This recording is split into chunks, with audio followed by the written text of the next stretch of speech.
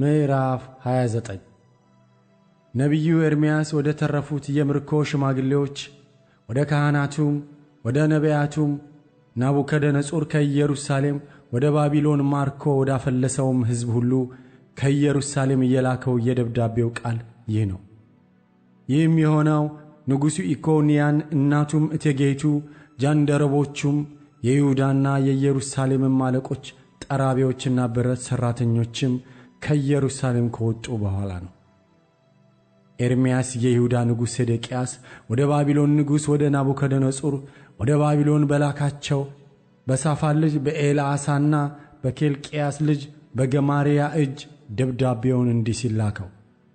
የእስራኤል አምላክ የሠራዊት ጌታ እግዚአብሔር ከኢየሩሳሌም ወደ ባቢሎን ላስማረኳቸው ምርኮኞች ሁሉ እንዲህ ይላል፣ ቤት ሰርታችሁ ተቀመጡ፣ አታክልትም ተክላችሁ ፍሬዋን ብሉ፣ ተጋቡ፣ ወንዶችና ሴቶች ልጆችንም ውለዱ፣ ወንዶችና ሴቶች ልጆቻችሁንም አጋቡ፣ እነርሱም ወንዶችንና ሴቶች ልጆችን ይውለዱ።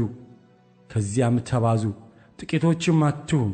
በእርሷ ሰላም ሰላም ይሆንላችኋልና ወደ እርሷ ላስማረኳችሁ ከተማ ሰላምን ፈልጉ፣ ስለ እርሷም ወደ እግዚአብሔር ጸልዩ።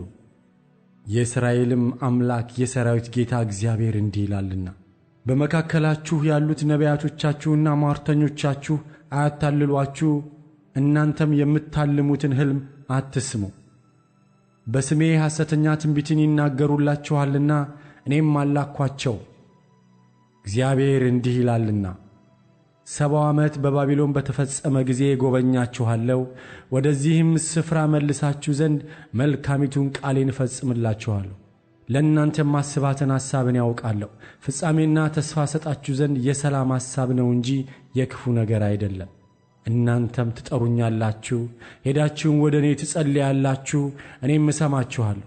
እናንተ ትሹኛላችሁ፣ በፍጹም ልባችሁም ከሻችሁኝ ታገኙኛላችሁ፣ ከእናንተም ዘንድ እገኛለሁ ይላል እግዚአብሔር።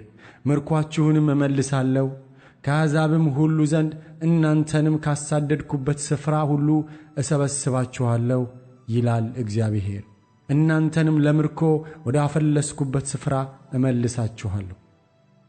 እናንተም እግዚአብሔር በባቢሎን ነቢያትን አስነስቶልናል ብላችኋልና እግዚአብሔር በዳዊት ዙፋን ስለ ተቀመጠ ንጉሥ ከእናንተም ጋር ስላልተማረኩት ወንድሞቻችሁ በዚች ከተማ ስለሚኖሩት ሕዝብ ሁሉ እንዲህ ይላልና የሠራዊት ጌታ እግዚአብሔር እንዲህ ይላል፣ እነሆ ሰይፍንና ራብን ቸነፈርንም እሰድባችኋለሁ፣ ከክፋቱም የተነሣ ይበላ ዘንድ እንደማይቻል እንደ ክፉ በለስ አደርጋችኋለሁ።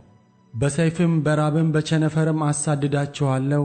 ባሳደዱባቸውም አሕዛብ ሁሉ ዘንድ ለጥላቻና ለመደነቂያ ለማፏጫም ለመሰደቢያም እንዲሆኑ በምድር መንግሥታት ሁሉ ዘንድ ለመበተን አሳልፌ እሰጣችኋለሁ።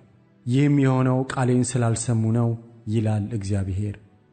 በማለዳ ተነስቼ ባሪያዎቼን ነቢያትን ወደ እነርሱ ሰድጃለሁና እናንተ ግን አልሰማችሁም ይላል እግዚአብሔር።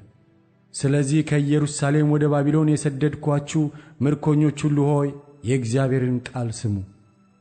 የእስራኤል አምላክ የሠራዊት ጌታ እግዚአብሔር በስሜ ሐሰተኛ ትንቢትን ስለሚናገሩላችሁ ስለ ቆላያ ልጅ ስለ አክዓብና ስለ መዕሤያ ልጅ ስለ ሰዴቅያስ እንዲህ ይላል፣ እነሆ በባቢሎን ንጉሥ በናቡከደነፆር እጅ አሳልፌ እሰጣቸዋለሁ፣ በዓይኖቻችሁም ፊት ይገድላቸዋል።